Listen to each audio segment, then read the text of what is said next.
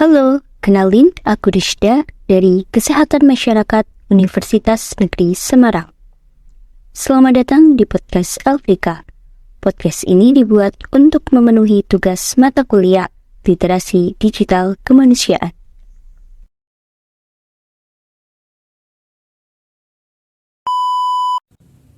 Halo teman-teman, semangat pagi, semangat bareng Rizda di podcast LDK. Dalam beberapa menit ke depan, aku bakal nemenin minggu pagi kalian di ruang podcast LDK. Nah, pagi ini aku nggak sendirian nih teman-teman. Aku kedatangan tamu spesial mahasiswa dari Universitas Negeri Semarang, yaitu Kak Ferdiana. Halo Kak Ferdi, gimana nih kabarnya? Halo, kabar baik nih. Kuliah gimana Kak? Aman atau terbantai tugas? Kuliah aman sih. Tugasnya ya gimana ya, kan anak kuliah nih, pasti tahu sendiri lah. Walaupun terbantai tugas, kita harus tetap santai. Gila, quotes hari ini ya teman-teman. Mungkin jadi teman-teman juga pada yang kuliah nih mulai pusing-pusing nih terbantai tugas ya. Kata Kak Ferdi nih, meskipun tugas terbantai harus tetap santai gitu ya. Betul. Teman-teman. Oke ya, kali ini kita bakal ngobrol-ngobrol santai nih teman-teman seputar pemanfaatan e-commerce dalam kehidupan sehari-hari. Nah, perkembangan teknologi saat ini tuh udah semakin pesat ya teman-teman. Keberadaan handphone bukan cuma sekedar sebagai alat komunikasi saja. Berbagai aktivitas dapat dilakukan mulai dari sarana komunikasi, pembelajaran, hiburan, bahkan transaksi jual beli atau yang biasa kita sebut dengan e-commerce gitu. Pasti teman-teman di sini juga udah nggak asing lagi nih sama yang namanya e-commerce ya nggak? Nah kalau Kak Ferdiana sendiri nih, apa sih yang terlintas dalam pikiran kakak nih ketika mendengar kata-kata e-commerce gitu? Wah, langsung kepikiran pay letters nih. Aduh, pay letter ya, cicilan menumpuk nih, aduh. Tahu aja.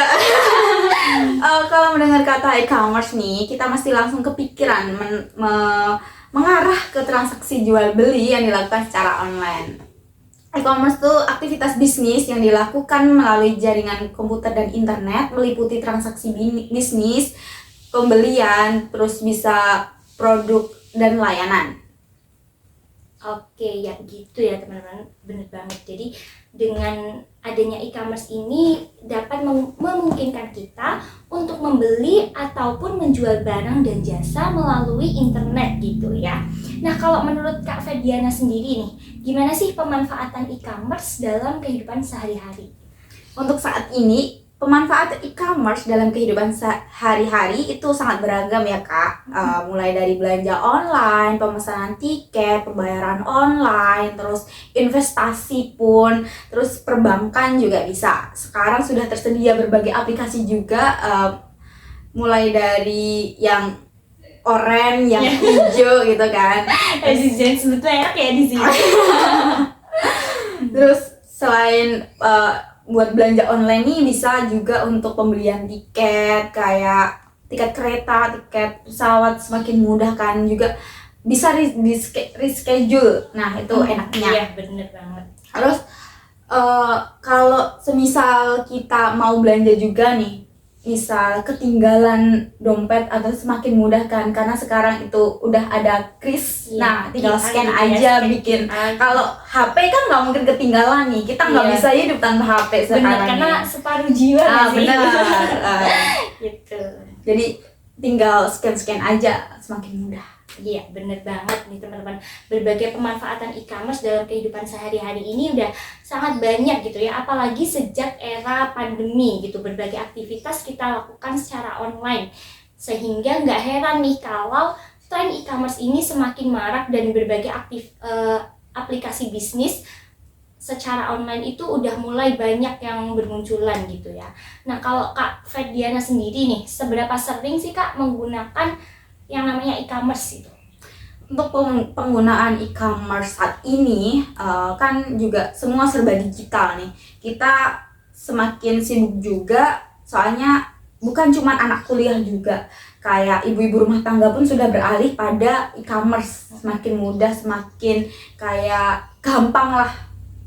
Terus untuk sering enggaknya itu sering banget, bisa dibilang sering banget, bahkan setiap hari, setiap jam, setiap waktu tuh bisa mengakses e-commerce tersebut, kayak untuk cuman mau beli ini, beli makan, bahkan sampai kebutuhan sehari-hari pun, daripada harus jalan gitu. iya benar, daripada itu beli ke warung atau ke supermarket terus harus antri gitu. Sekarang lebih milih ke e-commerce semuanya, bahkan dari ibu-ibu pun sekarang lebih pengen itu, karena dari rumah kan sudah kayak lebih gampang nih daripada datang langsung. Mungkin ibu-ibu lebih milih buat di rumah bersih-bersih sambil nungguin barangnya sampai gitu. Iya benar banget ya. Ya karena berbagai aktivitas ini bisa dilakukan dengan mudah ya dengan yang namanya e-commerce ini. Selain itu juga lebih efisien, menghemat waktu serta biaya. Terus kita juga bisa melihat nih berbagai pilihan gitu ya, bisa membuat pertimbangan gitu dengan berbagai produk dengan berbagai harga yang bisa bersaing juga gitu. Terus juga kita bisa mempunyai banyak pilihan gitu. Selain itu juga nggak harus capek-capek pergi ke pasar desak-desakan. Terus jangkauan pasarnya juga lebih luas nih, dari mulai yang pelosok negeri sampai ke internasional. Itu udah ada semua gitu. Nah, ngomong-ngomong soal kelebihan e-commerce yang begitu banyak gitu ya, pasti kan tidak menutup kemungkinan ada juga kekurangannya gitu. Nah, dari Kak Ferdi sendiri nih, ada nggak sih pengalaman yang kurang mengenakan gitu ketika menggunakan e-commerce? Pengalaman tidak mengenakannya menggunakan e-commerce pernah sih dulu, kayak kita tuh udah beli barang, udah udah bayar. Nah, itu malah barangnya yang ditunggu keburu penting nih, nggak cepet datang, kayak malah dibatalin sama pihak penjual dari sellernya gitu. Terus juga pernah kan kita kalau beli online nggak bisa nyobain kan, kita kayak kadang si penjualnya itu nggak ngasih ukuran yang spesifik buat kita, pas enggak ya gitu kan, nggak bisa nyesuaiin kan. Jadi kita cuma bisa ngira-ngira, dan mungkin dari perkiraan kita itu bisa meleset, jadi kayak sering lah nggak sesuai sama yang kita butuhin, kayak kegedean, kekecilan kan. Kalau semisal kita mau retur juga kan nggak mungkin nanti kita ngeluarin uang lagi, mending ya udahlah daripada Terus apa ya pengalaman gak enaknya lagi, mungkin lebih ke kita bakal sering beli di situ, jadi lebih konsumsi, benar. Nah, lebih jadi konsumsi, apalagi nih ciwi-ciwi zaman sekarang check out. Nah, dari pengalaman negatif itu kira-kira kapok nggak ya gunain e-commerce gitu? Kapok nggak ya? Daripada pengalaman yang nggak enaknya, lebih banyak enaknya, jadi nggak kapok sih. Karena dari barang yang sampai pun lebih banyak yang sesuai daripada yang nggak sesuai. Di samping itu juga kan kita tadi dapat kemudahannya, jadinya kita lebih enak aja, lebih itu. Jadi nggak bakal kapok sih kataku.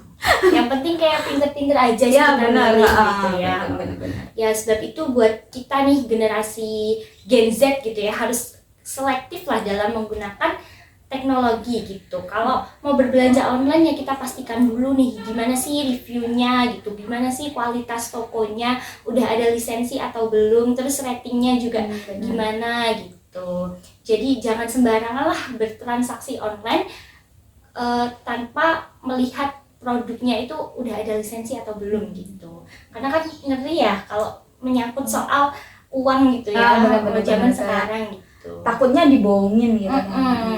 Makanya kayak kita harus selektif gitu ya guys. Hati-hati ya guys. Oke teman-teman, mungkin itu saja perbincangan singkat kita nih mengenai pemanfaatan e-commerce dalam kehidupan sehari-hari. Makasih banyak buat Kak Ferdiana yang udah meluangkan waktunya, dan terima kasih buat teman-teman yang udah setia nih dengerin perbincangan kita pada pagi hari ini. Buat teman-teman yang masih kuliah, semangat dan jangan lupa jaga kesehatan. Sampai jumpa.